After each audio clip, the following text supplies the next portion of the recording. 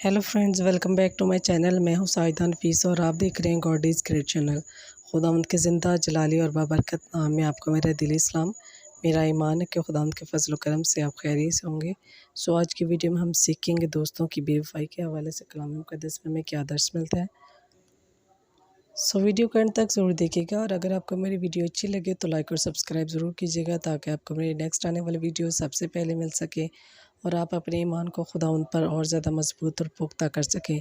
सो चलिए चलकर शुरू करते हैं अपनी वीडियो को और सीखते हैं कि दोस्तों की बेवफाई के हवाले से कलाम मुक़द्दस में हमें क्या दर्स मिलता है। बाप और बेटे और रूहुल कुद्दस के नाम में आमीन। मुक़द्दस लूका की इंजील उसका 17 बाब उसकी 3 से 4 आयत। कलाम मुक़द्दस में कुछ यूँ लिखा है, खबरदार रहो, अगर तेरा भाई गुनाह करे तो उसे मलामत कर, अगर तौबा करे तो उसे माफ़ कर, और अगर वो एक दिन में 7 दफ़ा तेरा गुनाह करे और 7 दफ़ा तेरे पास फिर आकर कहे कि तौबा करता हूँ तो उसे माफ़ कर। बस पाक कलाम के पढ़े और सुने जाने पर खुदावंद की ख़ास बरकत हो, खुदावंद का शुक्र हो।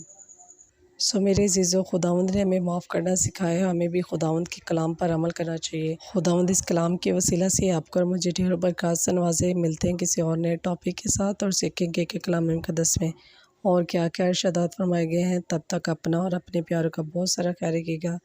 टिल देन, खुदा हाफिज़।